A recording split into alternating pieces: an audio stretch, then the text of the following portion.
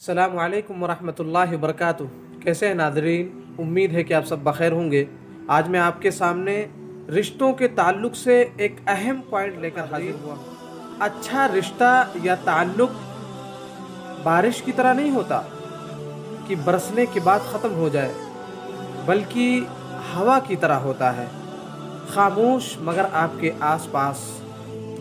याद रखें, नबी करीम सल्लल्लाहु अलैहि वसल्लम की हदीस है। जुबैर बिन मुतइम रज़ियल्लाहु अन्हु इस हदीस के रावी बयान करते हैं कि क़ता रहमी करने वाला, रिश्तों को तोड़ने वाला कभी जन्नत में दाखिल नहीं होगा। क्या आप चाहते हैं कि जन्नत में हम ना जाएं? जन्नत आपको पसंद नहीं है? अल्लाह रब्बुल आलमीन का दीदार आपको पसंद नहीं है? नबी करीम सल्लल्लाहु अलैहि वसल्लम से आप मुलाकात नहीं करना चाहते? इतना खूबसूरत, इतनी खूबसूरत जो दुनिया अल्लाह ने बनाई है, आप उससे मुलाकात नहीं करना चाहते? अगर आपको ये सारी चीज़ें पसंद हैं तो बहुत ज़रूरी है कि अपने रिश्तेदारों की कदर करें, रिश्तों की अहमियत को समझें, क़ता रहमी ना करें। और ये तो हुई आखिरत की बात, में दाखिल नहीं करेगा जो शख्स रिश्तों को तोड़ता है। एक और हदीस नबी करीम सल्लल्लाहु अलैहि वसल्लम की हदीस है। आपने फरमाया कि दो गुनाह ऐसे हैं जिनकी सज़ा अल्लाह रब्बुल आलमीन क़यामत से पहले दुनिया में उस शख्स को ज़लील और रुस्वा करके रख देता है।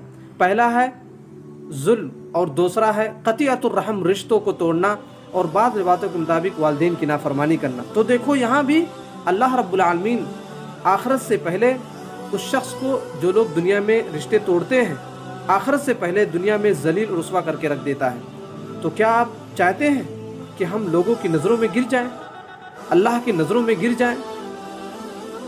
हरगिज़ नहीं, आप बिल्कुल पसंद नहीं करेंगे। आज अपने माशरे का जायज़ा लें तो कितने ऐसे घराने हैं जो साल 2 साल 5 साल एक दूसरे के रिश्तेदारों के घर जाते ही नहीं। क्यों? वजह क्या है मेरे भाई? एक दूसरे से नफरत करके, बुग़्ज़, हसद, कीना कपट करके हमने क्या मिलने वाला है? मेरे भाई, ये दुनिया फ़ानी है, ख़त्म होने वाली है। एक दिन हमको, आपको, हम सबको इस दुनिया से जाना है। ज़रा रिश्तों की कदर करें मेरे भाई, रिश्तों को ना तोड़ें। अगर सामने वाला आपको फ़ोन नहीं करता है तो कम से कम आप तो फ़ोन कर लें। आप भी फ़ोन नहीं करेंगे, वो शख्स भी फ़ोन नहीं करेगा, तो उनमें और आप में फ़र्क क्या रह जाएगा? इसी फ़र्क को आपने समझना है। दुआ है रब्बुल आलमीन से, परवरदिगारा हम सबको रिश्तों की कदर करने की तौफ़ीक़ अता फ़रमाए।